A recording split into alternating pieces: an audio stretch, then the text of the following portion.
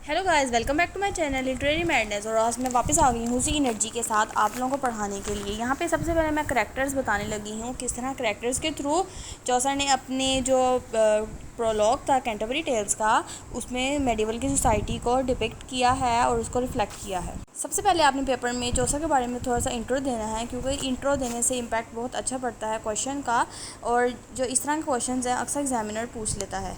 सबसे पहले देखें कि चौसर्स की जो करैक्टराइजेशन थी वो उसने किस तरह की थी, किस करैक्टर्स के थ्रू उसने क्या क्या बताया था। Chaucer's particular piece the prologue of Canterbury Tales a real picture gallery in which 30 portraits are hanging on the wall. वो इस तरह उसने पिक्चर उनकी पेंट की जैसे कि एग्जैक्ट एक एक डिटेल को इस तरह एक्सप्लेन किया कि जैसे रियल में ही वो जो हमारे पास कैरेक्टर्स थे वो वॉल पे जैसे पिक्चर हैंग हुई होती है, उसी तरह से वो कैरेक्टर हमारी माइंड में आने लगी, उनकी इमेज, जिस तरह से चौसर ने इनको एक्सप्लेन किया। तो यहाँ पे इन्होंने ये भी बताया है कि जो शेक्सपियर के बाद चौसर था उसका बहुत ज़्यादा नाम हुआ अपने फील्ड में।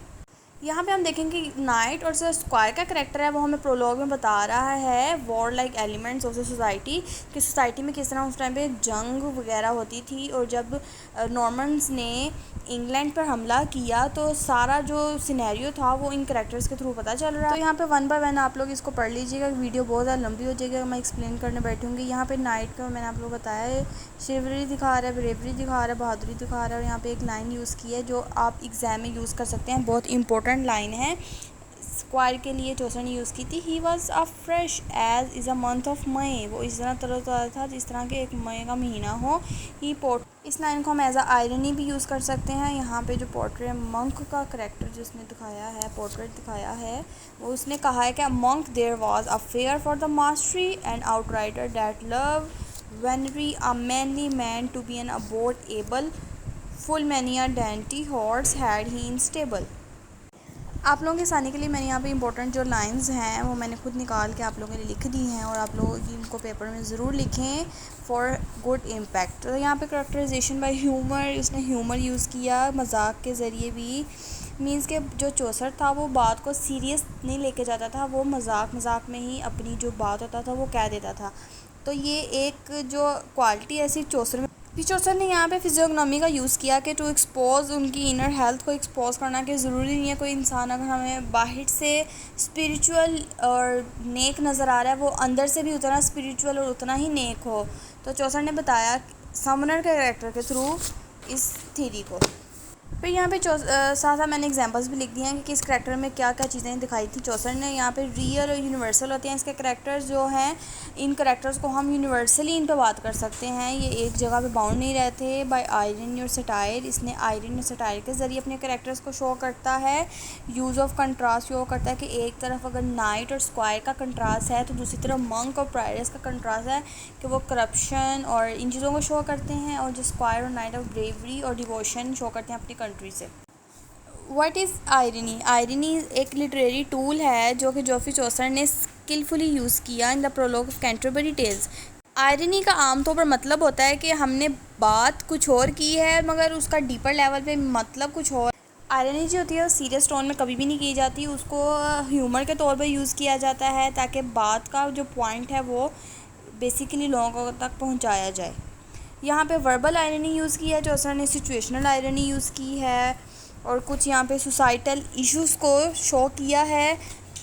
वर्बल आयरनी को हम इस तरह से देखेंगे कि वर्बल आयरनी जो थी वो हाईलाइट करती थी contrast between the stated purpose of the pilgrimage and the behaviour and motives of some of the other pilgrims. Situational irony में हम देखेंगे किस तरह discrepancy between the religious nature of the pilgrimage and worldly concern and flaws of the pilgrim show की हैं। Discrepancy होती है जो इख्तलाफ उसने दिखाया है कि रिलीजियसली हमें जो करैक्टर्स थे कुछ और नज़र आ रहे थे, बट उनका कंसर्न और उनकी जो गलतियाँ थी वो कुछ और थी। जैसे कि हमें करैक्टर नज़र आता है स्क्वायर का, स्क्वायर में उसने आयरनी उसको यूज़ किया है कि he was as fresh as the month of May, कि देखने में वो बहुत हैंडसम प्यारा खूबसूरत था, बट एज अ स्क्वायर में देखा जाए तो वो वर्ल्डली जो डिज़ायर्स हैं उनमें बहुत ज़्यादा डेल्व हुआ था, और उसका अपनी रिस्पॉन्सिबिलिटीज़ और अपनी बिहेवियर पे फोकस बहुत ज़्यादा कम था।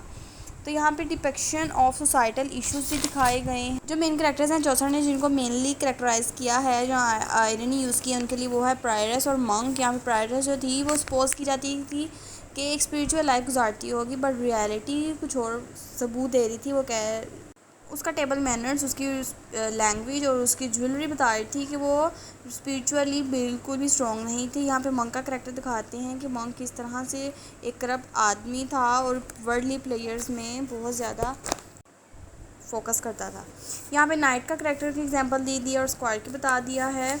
और ये इंपॉर्टेंट लाइंस आप लोगों ने ज़रूर लिखनी है, इनके बगैर आपका क्वेश्चन जो है वो बिल्कुल भी कंप्लीट नहीं होगा। यहाँ पे रियलिज़म की बात कर लेते हैं कि रियलिज़म चौसर ने किस तरह यूज़ किया। इसमें उसने ऑब्जेक्टिव स्नैपशॉट दिया कि ऑब्जेक्टिविटी दिखाई है, एक सब्जेक्टिविटी इंडिविजुअलिज़म पे फोकस नहीं किया, उसने यूनिवर्सल बात की और उसने सोसाइटल कंडीशंस को दिखाया, उसने सुपरनेचुरल करैक्टर्स भी दिखाए और उसने बैलेंस करैक्टर्स को दिखाया कि अगर एक जगह करैक्टर्स की बुराई करता था तो दूसरी जगह वो उनको बैलेंस भी कर देता था। तो ये एक खसूसियात सिर्फ चौसर में पाई जाती थी। एक्सेप्शनल रियल कैरेक्टर, उसके कैरेक्टर वो इस तरह से उनको पेंट करता था कि वो रियल लगते थे बिल्कुल। उसकी ऑब्जर्वेशन बहुत ज़्यादा अच्छी थी, उसने किस तरह से एक एक डिटेल बताई हर कैरेक्टर की, किस तरह उनके ड्रेसेस, उनकी कन्वर्सेशन, उनकी थॉट्स को कैंटरबरी टेल्स में बताया। और यहाँ पे नेचुरलिज्म का यूज़ किया, किस तरह उसने लोगों की नेचर बताई। और यहाँ पे नेचर से मुराद है सोसाइटी के बारे में स्नैपशॉट दिया हम सबको। यहाँ पे कंक्लूड करेंगे अपने टॉपिक को कि realistic characters means literary work that is more closely to reality बहुत ज़्यादा सेटिंग, स्टोरी, एटमॉस्फेयर, हर चीज़ बिल्कुल रियल था। ये थी मेरी आज की वीडियो। उम्मीद करती हूँ आपको एक एक पॉइंट समझ आएगा। अगर आपको कोई पॉइंट इसमें समझ नहीं आया तो आप मेरे से कमेंट सेक्शन में पूछ सकते हैं और नेक्स्ट वीडियो किस टॉपिक पे हो वो भी बता सकते हैं। अपना बहुत ज़्यादा ख्याल रखें और अल्लाह हाफिज़।